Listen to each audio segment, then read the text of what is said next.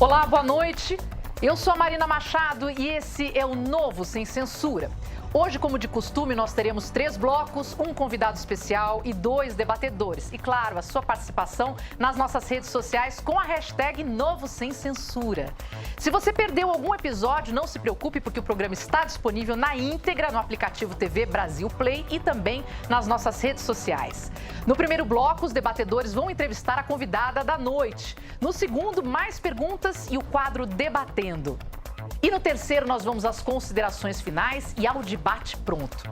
No programa de hoje, contamos com a presença dos jornalistas Denise Rotenburg, colunista de política do Correio Brasiliense e comentarista da Rede Vida, e de Paulo La Sálvia, apresentador do programa Brasil em Pauta aqui da TV Brasil. Obrigada por vocês aceitarem o convite e estarem aqui com a gente. Hoje entrevistaremos a ministra-chefe da Secretaria de Governo, Flávia Arruda.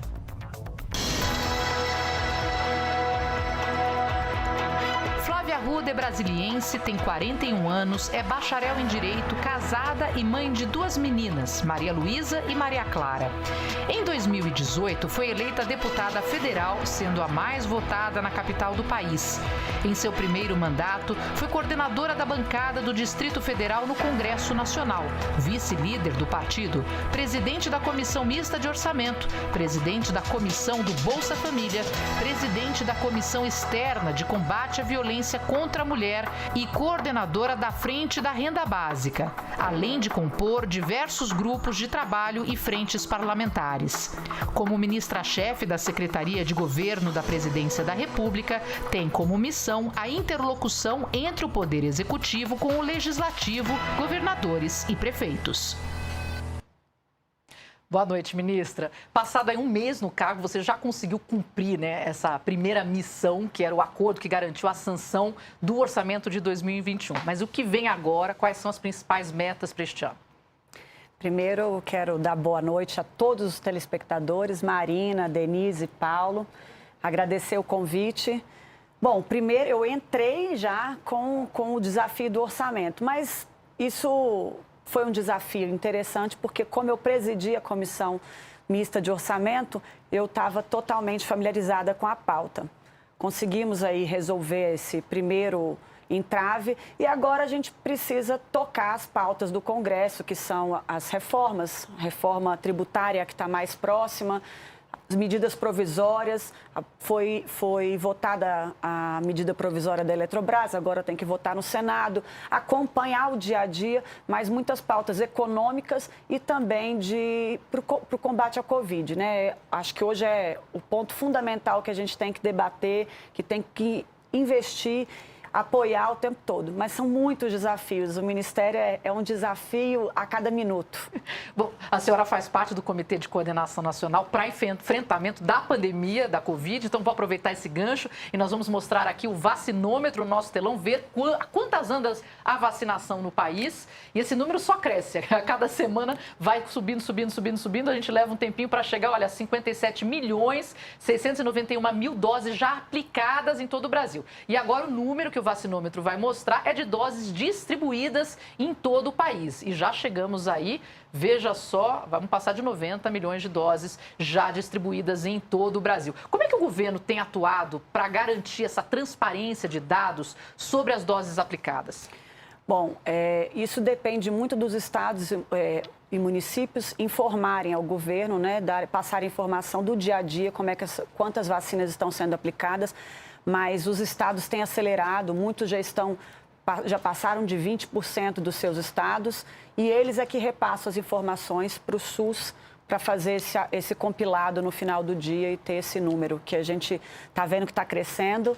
Graças a Deus ainda falta muito, mas nós vamos chegar lá. E agora nós vamos a uma pergunta que vem direto das ruas do Rio de Janeiro. Vamos ver aqui no telão. Eu queria saber, num cenário pandêmico atual, onde o entrave maior aparente para a vacinação da população brasileira é o insumo farmacêutico ativo, o IFA. Queria saber o que o governo pretende fazer para ganhar autonomia e independência em relação à produção do IFA, para a gente poder vacinar o Brasil e conseguir recuperar o cenário econômico, conseguir voltar a um pouco de vida normal. Tá aí uma coisa muito importante, né? Uma vez o IFA aqui, a gente tem a capacidade de produção e a gente consegue fazer isso e dá uma liberdade enorme, né, ministra?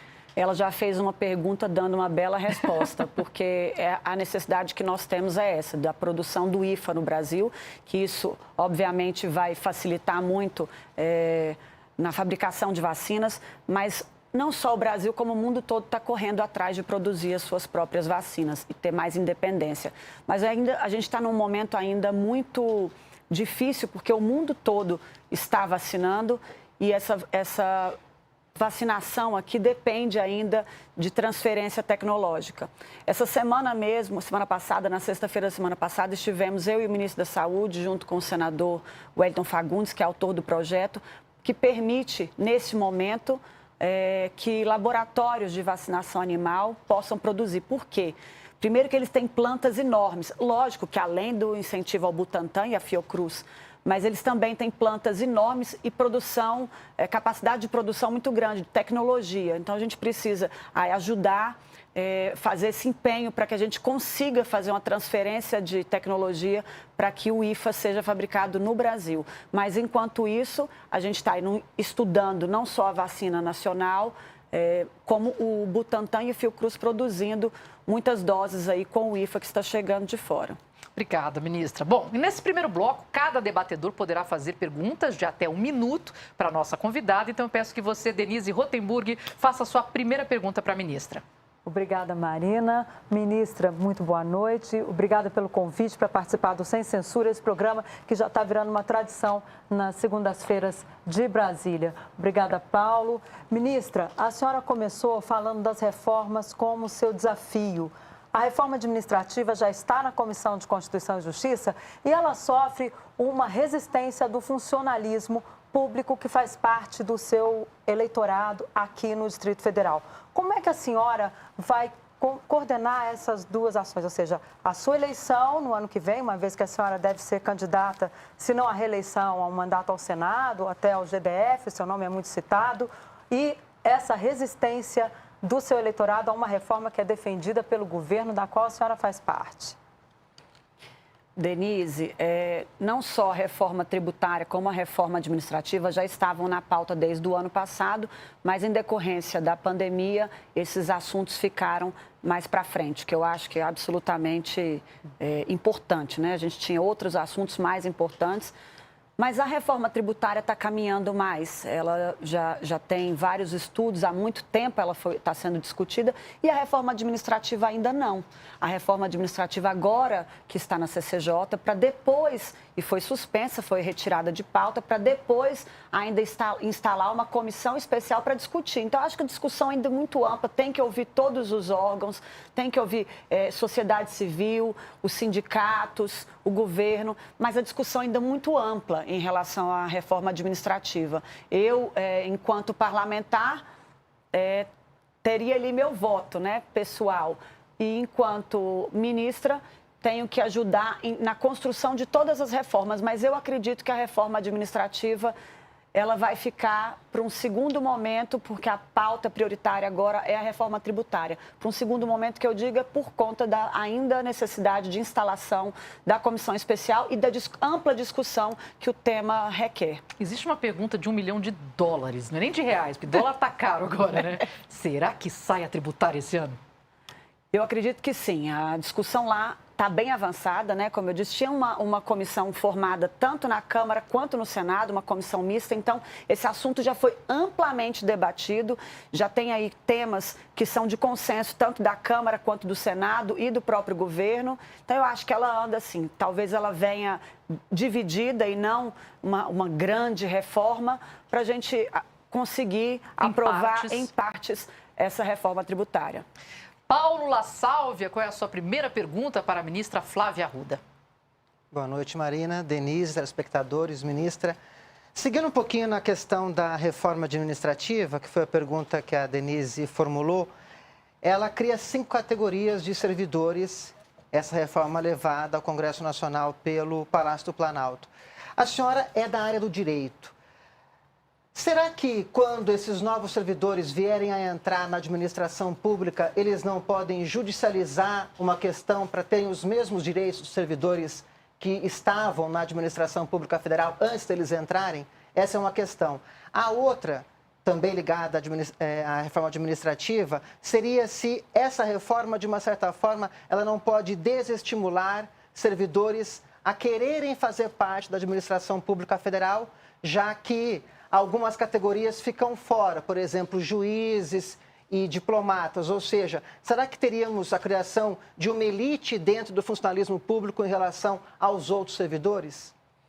Bom, Paulo, eu acho que é o seguinte, inclusive por conta dessas discussões todas, que a reforma administrativa ainda está embrionária. Todos esses temas vão ter que ser colocados, eu acho que inclusive não dá para a gente falar em hipóteses, né?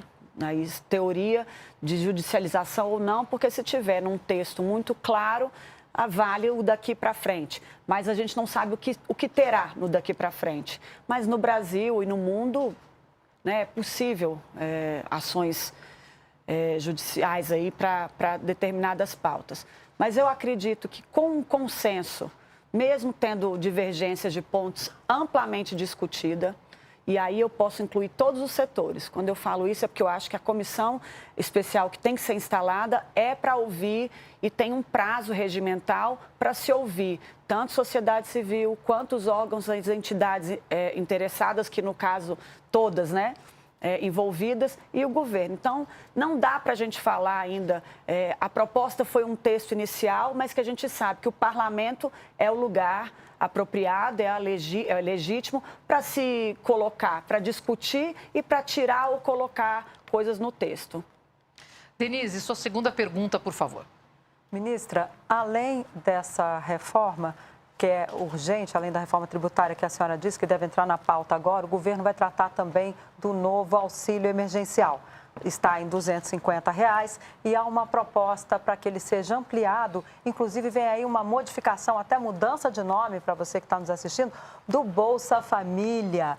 Ministra, como é que isso está sendo trabalhado? Isso já está pronto para ir à votação? Ou melhor, ser enviado ao Congresso? Denise, eu falei com o ministro Paulo Guedes há algum tempo atrás, antes mesmo de estar como ministra e depois já como ministra, que essa discussão ela estava muito madura já no Congresso. Inclusive, por acaso, eu era a presidente da comissão do Bolsa Família. Então, tivemos várias audiências públicas abertas, colocamos vários especialistas, a sociedade para debater o tema e acho que o Congresso conseguiu fazer ali uma proposta, mas que a gente precisa adaptar pelo momento que a gente está vivendo. Então, eu sei que nós teremos nos próximos dias conversa em relação ao Bolsa Família.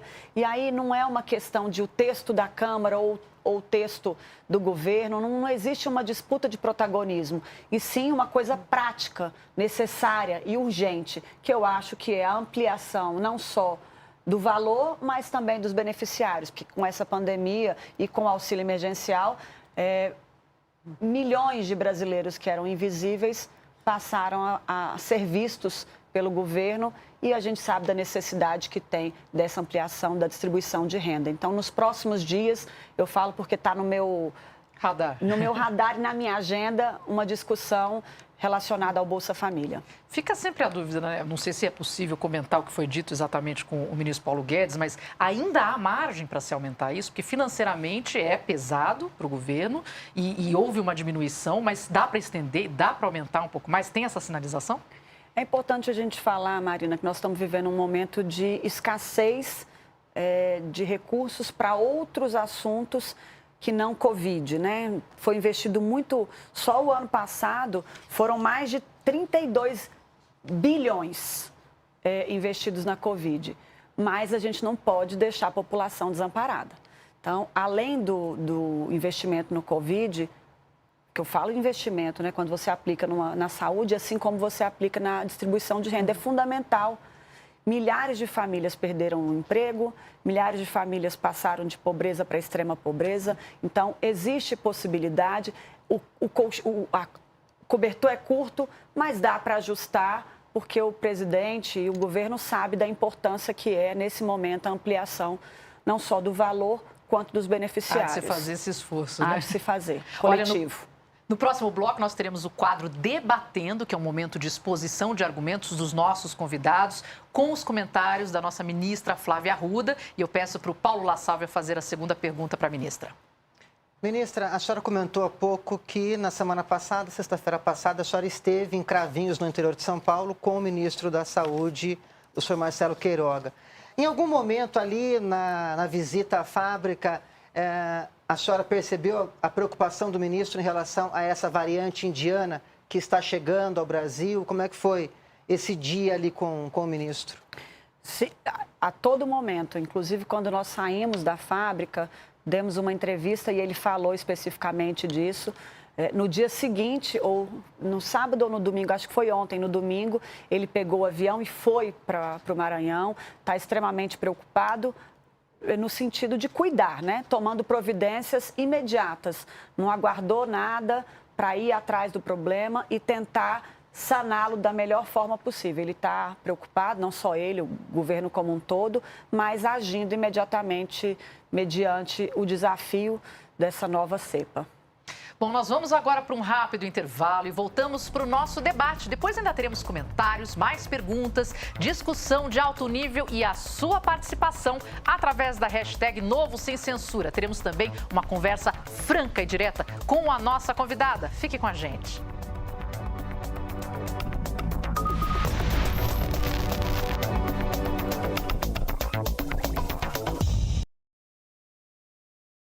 Bem-vindo de volta ao Sem Censura, esse espaço de troca de ideias sem meias palavras. Hoje a nossa convidada é a ministra-chefe da Secretaria de Governo, Flávia Arruda, que eu gostaria já de começar perguntando neste bloco, ministra.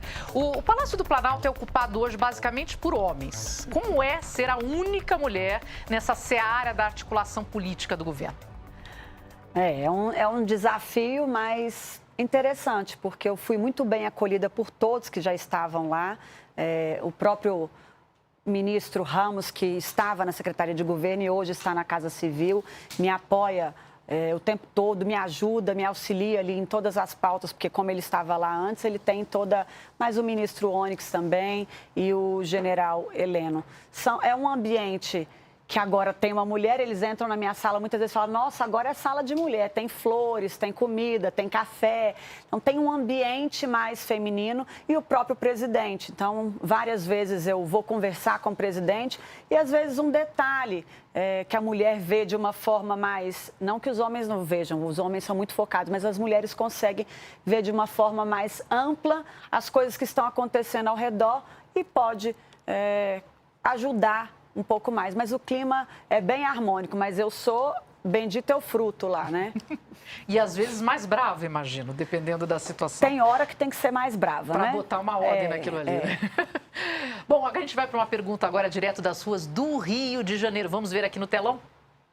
Minha pergunta para a ministra é: o que a senhora pretende fazer para melhorar a relação entre o governo e as instituições federais? Uau, essa é uma pergunta que dá um tempo aí de resposta. Eu acho o seguinte, eu vim para esse desafio como ministra da articulação política, um pouco pela característica que eu tenho de diálogo, né, de fazer amizade, de conversar com todo mundo, tanto de direita quanto de esquerda, que para mim não faz diferença nenhuma no nosso dia a dia. O parlamento é feito de pensamentos diferentes, a democracia é feita assim. Então, eu estou aqui para construir pontes e não criar muros. Então, esse é o meu papel no dia a dia.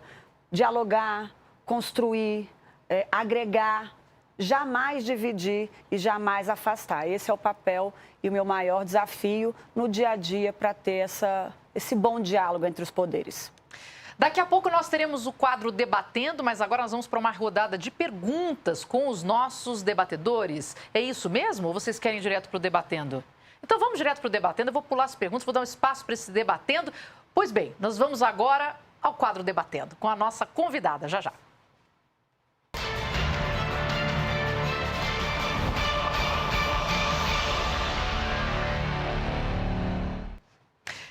Quero lembrar a todos que estão nos assistindo que chegou a hora de debate. Cada debatedor terá um tempo de até 2 minutos para expor o seu pensamento e a nossa convidada vai comentar as exposições em até 4 minutos. E na sequência, cada um terá direito a uma réplica de até 1 minuto. Depois, a nossa convidada voltará a falar por mais 2 minutos com seus comentários. E vamos ao nosso Debatendo. Denise, por favor, a sua exposição de até 2 minutos. Obrigada, Marina. Bom, como a ministra falou, a prioridade do governo é a reforma tributária. Agora, eu duvido que saia uma reforma tributária do tamanho que o governo está propondo.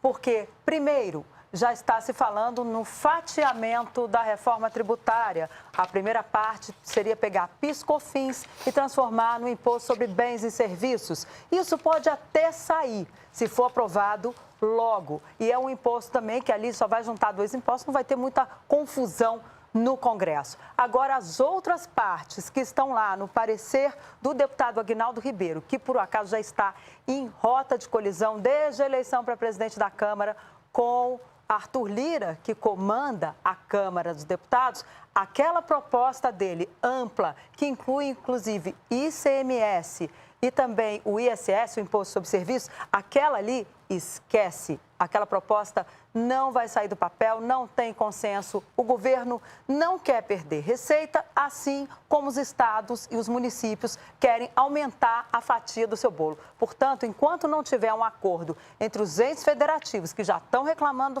do fatiamento, eles querem essa proposta grande, mas o governo não quer, porque atrapalharia ali o caixa do presidente Jair Bolsonaro, do ministro da Fazenda, Paulo Guedes. Eles estão favoráveis ao fatiamento da reforma e, por isso, se aprovar, vai ser aquela reforminha pequenininha, sem muita mudança aí para você que está nos assistindo. Paulo, agora o seu argumento, por favor. Bom, como a Denise comentou aqui no intervalo, ela desde 1989 acompanha aqui a discussão sobre a reforma tributária no Congresso Nacional em Brasília, ou seja, é uma discussão que já se prolonga há algumas décadas. A reforma proposta pelo governo federal é um projeto de lei que acaba unificando o PIS e a COFINS, substituindo pela contribuição social sobre bens e serviços.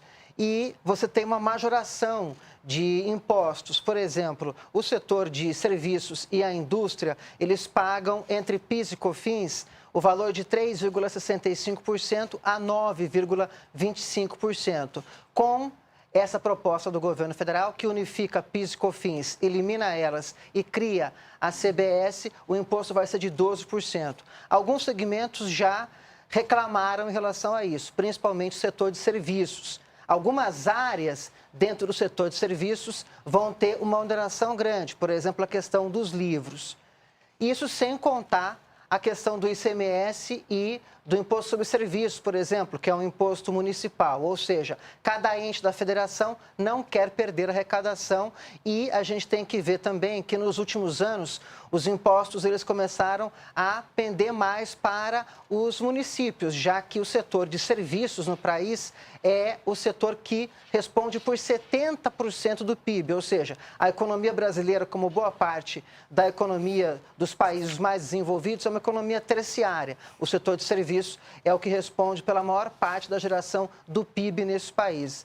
Então, eu também vejo a questão da reforma tributária como uma questão complexa e, como a Denise apontou, eles estão querendo fatiar a reforma, ou seja, tem uma proposta de emenda constitucional na Câmara e uma proposta de emenda constitucional no Senado. Elas são mais abrangentes que a proposta do governo. Unificam impostos federais, estaduais e municipais. O argumento do governo é que começar pelos impostos federais abrangeria só essa questão federal e não precisaria entrar nas questões relativas a estados e municípios. Mas vejo também a reforma tributária como uma questão complexa. Obrigada, ministra, você gostaria de fazer alguma consideração sobre o que já foi falado? Eu acho que eles falaram aí muito detalhadamente de todas as pautas relacionadas à reforma tributária, mas é importante dizer que essa, como a própria Denise já falou, desde 1989 se discute uma reforma tributária, mas que dessa vez vai sair. Talvez não saia do tamanho que foi discutido na PEC pelo momento que nós estamos vivendo. Não é hora de aumentar imposto, né? Então, a gente precisa ter muito cuidado, colocar as pautas que são fundamentais, como foi discutido o refis também, né? O passaporte tributário. Algumas pautas são fundamentais, são importantes, vão ajudar na retomada da economia. No momento que a gente está vivendo, é o que a gente mais precisa, além, né? Obviamente, a prioridade 0, a prioridade 1 e a prioridade 2 até 10 é vacinação e a Covid, o enfrentamento à pandemia. Mas, no segundo momento, nós também precisamos pensar na geração de empregos, renda, e nessa reforma vai ajudar, auxiliar aí, a facilitar um pouco mais a vida do contribuinte. Denise, agora você tem 1 minuto para a sua réplica. Bom, como o Paulo adiantou, a ministra está muito esperançosa na aprovação dessa reforma, o país precisa dessa reforma. Agora, como o Paulo adiantou, ela também traz um problema entre os entes federados e ali os setores de serviços que não estão querendo pagar mais impostos. E por isso, e quanto mais perto do calendário eleitoral, mais difícil vai ser aprovar até essa reforma pequenininha que a gente vê que é capaz de sair aí ainda este ano. Se não sair este ano, pode escrever, não sai mais. Neste primeiro mandato aí do presidente Jair Bolsonaro, se vier um segundo, talvez, porque se vier outro presidente, certamente ele vai mudar essa proposta e aí vamos começar do zero de novo, como tem acontecido em todos os governos. Paulo, a palavra agora é sua. A proposta do governo também, ela incide muito sobre a questão do consumo e, na minha visão, ela deixou de abordar alguns pontos importantes, que é a questão da regressividade dos impostos no país. Ou seja, no Brasil, as pessoas que têm mais renda, elas pagam menos imposto do que as pessoas que têm menos renda. Pelo menos isso é o que acontece no imposto de renda. Então, eu creio que essa questão do imposto de renda também deve, em algum momento, ser discutida no Brasil. Ou seja, a alíquota máxima, ela incide sobre diferentes rendas e você não tem uma progressividade nos impostos no país, como você observa, por exemplo, nos países escandinavos. Na Suécia, os mais ricos pagam 80% do imposto de renda. Então, eu acho que essa discussão, em algum momento, também tem que chegar ao Congresso Nacional, sendo liderada pelo governo. Um bom momento para a nossa convidada, a ministra Flávia Arruda, comentar o que vocês acabaram de dizer. Ministra, você tem mais 2 minutos. O que a senhora tem a nos dizer? Em relação a essa última fala do Paulo, está nessa pauta, está nessa divisão o imposto de renda. É um trabalho que a Câmara está fazendo, o Congresso como um todo, mas eu acho que ela vai partir agora inicialmente da Câmara, que é onde se inicia esse processo e ser amplamente discutido no Senado também, mas a reforma, imposto de renda também está na pauta dessa divisão da reforma tributária. Nós vamos fazer mais uma rodada com outro assunto, se for da opção dos nossos debatedores, mas vamos seguir a mesma dinâmica. Denise, por favor, a sua exposição de 2 minutos. Bom, o outro assunto que sempre pega fogo em todos os governos é o orçamento da União. Este ano já tivemos aí a denúncia de que as emendas de relator, elas acabaram ali, muita gente chamou até de orçamento secreto, mas não é secreto não, gente. Esse orçamento, esse valor está lá no orçamento, são as emendas de relator, RP9, já tem gente, inclusive, querendo acabar com isso, porque isso já gerou uma confusão no baixo clero, que não tem direito. O baixo clero são aqueles deputados que estão ali, que só seguem a orientação do partido na hora de votar. Eles não têm acesso a essas emendas do relator do orçamento ao RP9. Então, já tem uma proposta para acabar com isso no Congresso. O orçamento dá problema, a gente sabe, desde lá atrás, dos anões do orçamento, quando João Alves foi denunciado, isso lá na década de 90, início da década de 90, quando ele foi afastado da relatoria e a gente teve aquele caso que deu no que deu. O Congresso, mais uma vez, está com o mesmo problema. As emendas ao orçamento, não digo as emendas individuais, porque essa vai lá para o município, as pessoas sabem, está tudo lá transparente no orçamento, como é a sua aplicação e para onde essa emenda vai. A gente diz essas emendas de relator, que são emendas genéricas e que chega lá no Ministério, é que o deputado chega lá e vai dizer, olha, eu quero esse dinheiro para minha base A, B ou C.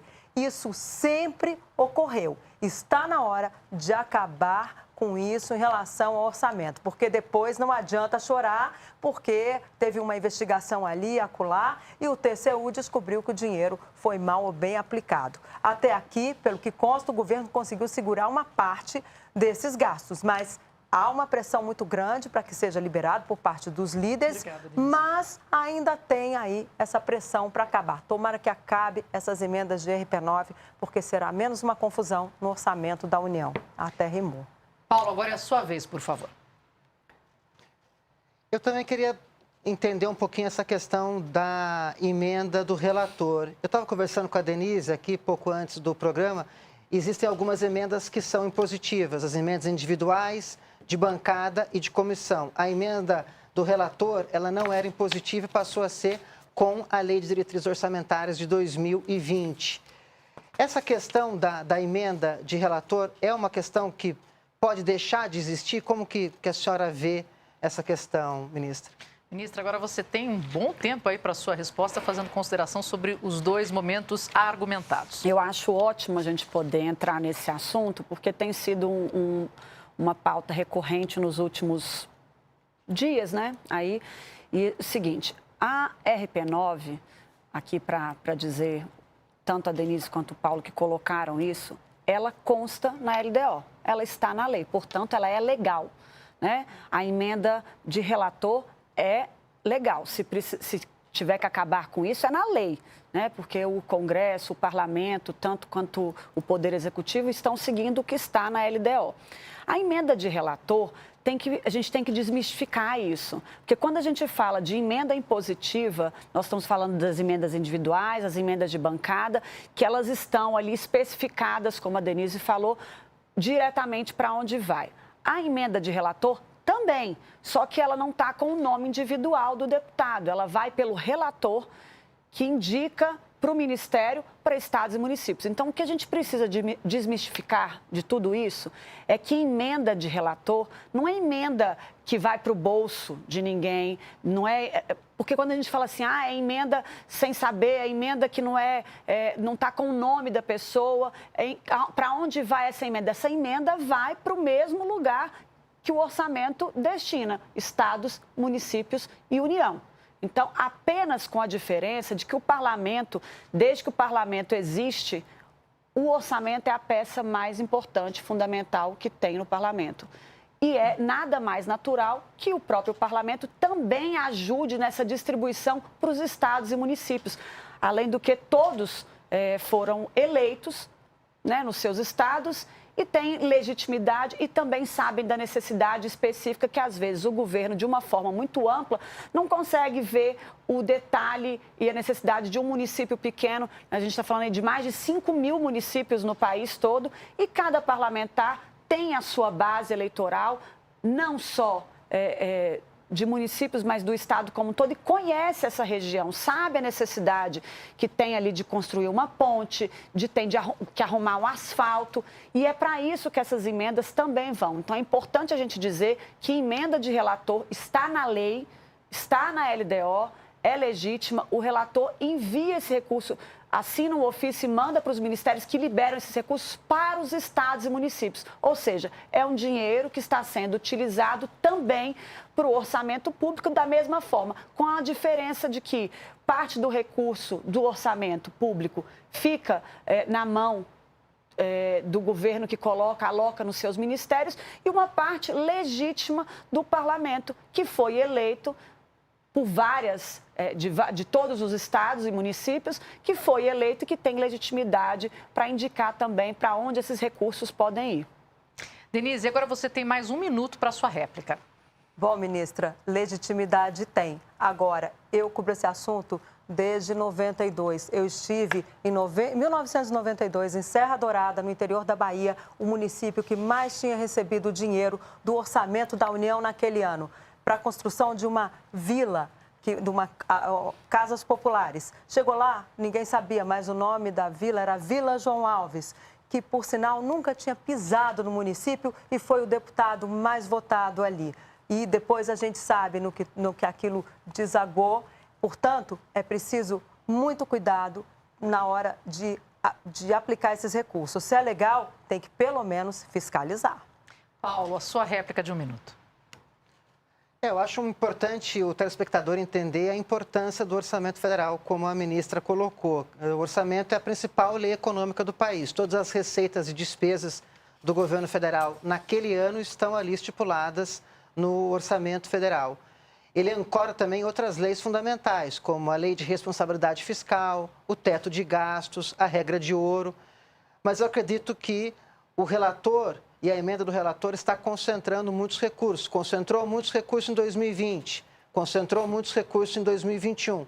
E foi onde houve os cortes para a sanção do orçamento, em 2020 e em 2021. E agora a nossa convidada, a ministra Flávia Arruda, pode fazer as suas considerações. O que a senhora tem a nos dizer?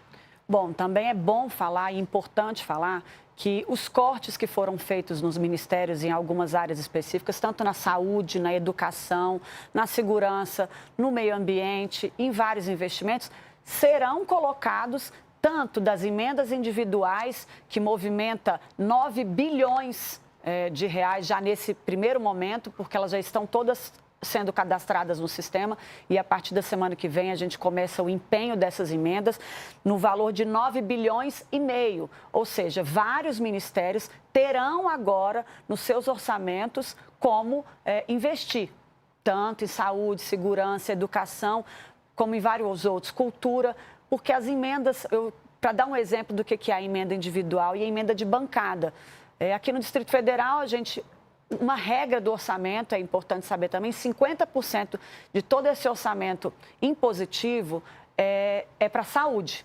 Então, o recurso da saúde está garantido em todas essas emendas. Só que cada um coloca aonde acha que deve, pessoalmente falando, legitimamente falando, por conta do seu mandato. Aqui no Distrito Federal, a gente coloca os recursos para hospitais, construção, compra de aparelhos e tudo isso. Os outros 50%, o que não tem na emenda de bancada, estou falando da emenda individual, os outros 50% pode ser destinado para qualquer outra área do governo. Então, nessas emendas, a gente coloca sempre para assistência social, cada um escolhe aquilo que quer colocar os seus recursos, sabendo da demanda das suas cidades. A emenda de bancada, que é num montante de quase 250 milhões, também é colocada, só que ela de uma forma mais... ela é maior, porque ela é colocada muitas vezes numa obra estruturante do Estado. Então, esse recurso todo vai ser empenhado agora, e é importante a gente dizer, de emendas impositivas que vão movimentar a economia do Brasil, 9 bilhões e meio. E o outro recurso que também tem nos ministérios, nas suas despesas obrigatórias e nas discricionárias, também, nesse momento, começam a pagar as contas, fazer receita. Esse é o momento, infelizmente, a gente demorou muito, né? Tivemos problemas na instalação da comissão, mas eu, como presidente, quero dizer e deixar claro que a primeira mulher a presidir a comissão de orçamento lá na Câmara, fizemos em 45 dias, algo inédito. Mas existem alguns trâmites ainda que levaram um pouquinho de tempo até a sanção do orçamento. Mas a partir de agora, nesse primeiro momento, só de emendas impositivas vai girar a economia do país em 9 bilhões e meio. Depois de um rápido intervalo, nós faremos mais perguntas, teremos a sua participação nas redes sociais com a hashtag Novo Sem Censura e vamos partir para o debate pronto com a nossa convidada. A gente volta já já.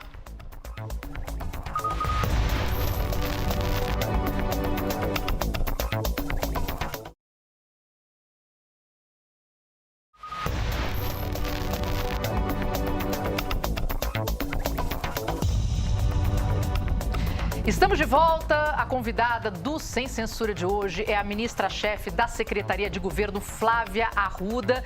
E agora nós vamos direto aqui para o telão para ver uma pergunta que chegou para a gente, eu acho que vinda também do Rio de Janeiro. Vamos ver? A ministra pretende integrar os esforços entre os municípios, as cidades, os estados, para melhorar a vacinação, o progresso da vacinação no nosso país. Ministra. O SUS, né, a gente sabe que é um grande tripartite e o SUS consegue chegar, é um braço em todos os estados e municípios.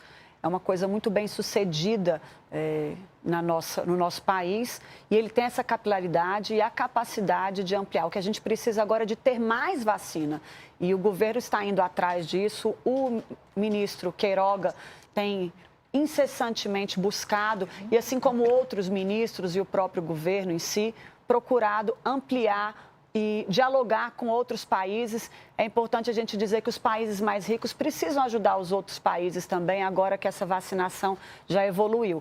Mas a gente tem um sistema único de saúde que funciona. A rede de vacinação do Brasil é uma das mais bem preparadas e competentes do mundo todo. Então, a gente precisa mesmo aumentar o número de vacinas, o que está sendo providenciado. Todos os dias a gente está ali em diálogo com vários órgãos, trazer essa transferência para que a gente consiga implementar e fabricar o IFA aqui no Brasil, porque aí vai ser em grande escala. Esse é o nosso maior desafio no momento, que está sendo tratado diariamente. Denise, a sua pergunta para a ministra, por favor. Ministra, a gente falou aqui de reforma tributária, reforma administrativa, a senhora anunciou a liberação aí de 9 bilhões do orçamento, mas e os cargos de segundo escalão que os partidos fazem tanta questão que o governo nomeie logo ali os afiliados dos parlamentares? Denise, é natural a participação dos parlamentares nessa elaboração e na construção. É importante a gente dizer que quando tem alguma indicação, principalmente é técnica, é alguém do quadro, é alguém que precisa, em vários órgãos dos estados, tem que ser alguém do quadro. Não é natural que todos participem, possam ajudar, porque o governo nem sempre consegue chegar, mais uma vez, como eu falo, naquele estado, naquele município e conhecer quem são os servidores, os funcionários ou as pessoas capacitadas para exercer aquela função. Então, isso acaba que é colaborativo entre todos, mas sempre respeitando ali os espaços do governo, que são órgãos centrais que precisam ter ali alguém hierarquicamente que conheça, que consiga falar com todos eles. Mas é absolutamente legítima essa construção e acaba ajudando muito o governo. Paulo, por favor, a sua pergunta. Eu queria voltar um pouquinho num tema que a Marina abordou no primeiro bloco, que é a participação feminina na política. A legislatura para a qual a senhora se elegeu, ela tem 15% de representação feminina na Câmara e no Senado, 5% a mais que a legislatura de 2014, que houve eleição ali. Só que em relação a outros países da América Latina e Caribe, é muito baixa. A média desses países, segundo a ONU, é de 31% de representação feminina nas diferentes legislaturas e congressos desses países. O que precisa mudar para ampliar isso mais? Quando a gente falou de reformas, também é importante a gente dizer que está tendo a discussão de um novo Código de Processo Eleitoral e também a reforma política que passa esse tema dentro dessa reforma, a ampliação de mais espaço para as mulheres. Quando a gente fala de mais espaço para as mulheres, aí eu sou uma grande defensora dessa pauta, porque eu acredito que com mais mulheres, essa equidade de gênero é fundamental. Nós crescemos 50% do que era na legislatura passada, mas ainda é muito pouco, mediante não só outros países, como também aqui no Brasil. De 513, somos 77 mulheres na Câmara. Então, é necessário essa ampliação, a gente precisa da equidade, as mulheres têm que participar mais, mas as mulheres têm que ter voz ativa também nesse processo. Por isso, ainda é importante essa necessidade de cotas ou de mais participação dentro da lei, até que isso se torne mais igual entre homens e mulheres. Depois disso, pode deixar que as mulheres tomam conta do resto. Denise, mais uma oportunidade de pergunta, por favor. Ministra, a gente não pode deixar de citar aqui a CPI da pandemia, que está aí, virou o campo de batalha entre governo e oposição. Como é que o governo se prepara para responder, por exemplo, a questão que lá atrás não cuidou das vacinas, a questão também da cloroquina, que é um assunto polêmico, que também está sendo muito enfocado na CPI. E alguns senadores já dizem que o governo apostou inicialmente na imunidade de rebanho e também na cloroquina, mas que não deu certo, dado o número de mortes que a gente está alcançando aí no país, essa tragédia que já ceifou aí quase 450 mil vidas, segundo os dados do CONAS. Como é que o governo está se preparando para responder a esse ponto aí tão controverso e a essa questão tão preocupante no país? Denise, primeiro é importante a gente dizer que a CPI é um instrumento legítimo, é uma prerrogativa do Congresso de fiscalizar o governo federal. Então, quando fala assim, mas instalou uma CPI, crise, isso é legítimo, já houveram centenas, milhares de CPIs no nosso país. O que é importante a gente frisar é que não dá para a gente ficar politizando a coisa nesse momento. Vamos politizar apenas sobre o governo federal. A gente tem que lembrar que, como eu falei no começo, 32 bilhões foram distribuídos para estados e municípios. Então, não é a CPI dos investimentos que foram colocados nos estados e municípios.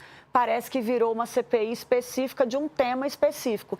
Então, quem está convocado, os que participam da CPI, tem que ter respostas e responder o que os senadores querem saber, legitimamente perguntando, mas não existe um preparo específico para porque são várias pessoas convocadas e de diferentes órgãos também do governo. Não só do governo, como também existem membros de agências e sociedade. Paulo, a sua pergunta. Ministra, muito se fala que a relação do Executivo com o Congresso melhorou com essa nova presidência do presidente Arthur Lira. Mas eu estava dando uma olhada, por exemplo, em 2019 foi aprovada a reforma da Previdência, importantíssima, com a idade mínima para homens e mulheres se aposentarem. Em 2020, nós tivemos o orçamento de guerra, a nova lei de falências e o novo marco do saneamento básico. Nesse ano, a autonomia do Banco Central, nova lei do gás, PEC emergencial e a MP da Eletrobras na Câmara. A senhora considera que essa melhora ela é política ou ela também é prática? E se houve essa melhora? Não, é importante a gente dizer que muita coisa caminhou. Em 2019, a reforma da Previdência, que era esperada por muitos anos, mas a gente também precisa lembrar que era um ano de vida normal. Depois disso, começamos em fevereiro de 2020, começamos a enfrentar o maior desafio da história da nossa geração. E estamos ainda enfrentando e não sabemos quando isso vai acabar. A gente sabe que isso vai estar presente na nossa vida durante muito tempo, no mundo inteiro vai ser assim, mas muitas reformas, você citou aí algumas reformas importantes, medida provisória em apenas 5 meses, nem 5 meses, né? Porque foi fevereiro, nós estamos, vai completar 5 meses agora que entrou um outro presidente. Sempre há necessidade desse diálogo entre as casas e o executivo. Esse é o papel fundamental que eu tenho lá, de manter esse diálogo, manter essa ponte, manter um canal aberto para poder atender as necessidades que o país vive e não interesse de ou só do executivo, ou só do legislativo, ou de qualquer outra, sim uma construção que o país precisa para esse momento tão difícil. E chegou o momento do nosso debate pronto. Eu vou fazer perguntas curtas para a nossa entrevistada, que vai respondê-las em poucas palavras.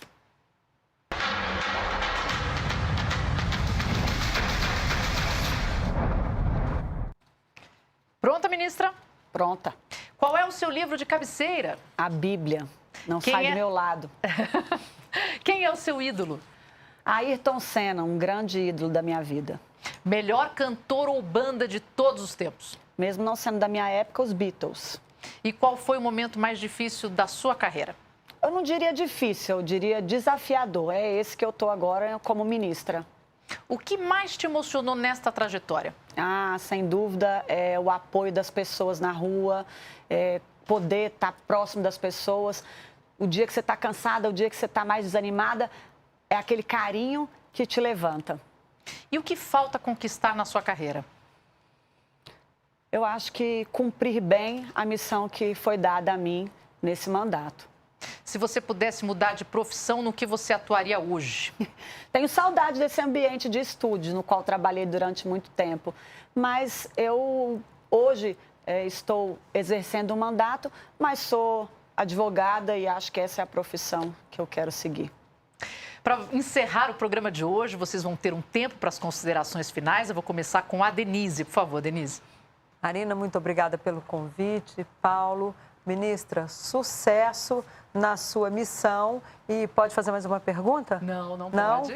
Então fica para a próxima. Muito boa noite a todos e muito obrigada pela companhia, inclusive para você aí que nos assistiu. Obrigada, Denise. Desculpa te cortar, mas o programa está acabando e agora é a vez do Paulo fazer a consideração final. Muito obrigado pelo convite. Estar aqui com a Denise é uma grande honra, conversando com a ministra. Eu acho que a senhora tem uma grande missão. É uma mulher.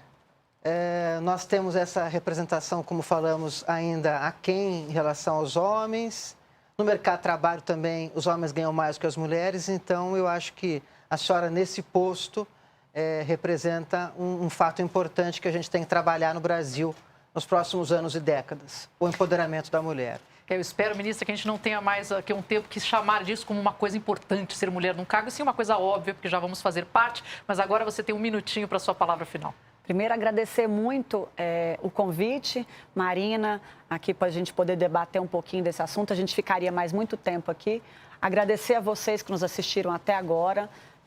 Agradecer muito Denise, que sempre a gente se comunica aí, e como ela tem uma grande experiência, me ajuda muito nessa experiência dali. Paulo, parabéns, que você como um homem levantou a pauta feminina em todos os momentos. É disso que a gente precisa, porque quando uma mulher cresce, todas as outras crescem juntas. Então, quando eu fui indicada para esse cargo, a bancada feminina, como na sua maioria, se sentiu representada, porque quando uma mulher vai, as outras vão atrás.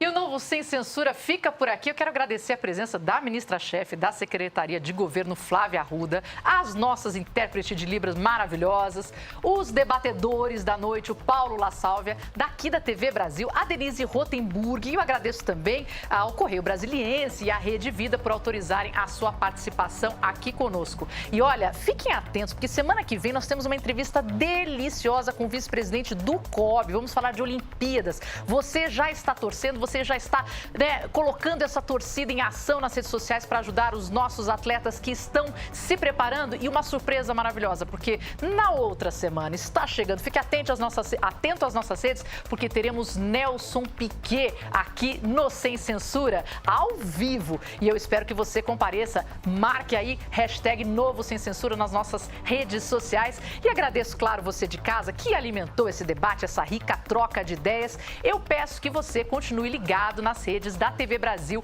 Prepare os seus argumentos, porque semana que vem tem mais Sem Censura falando de Olimpíadas. Até lá!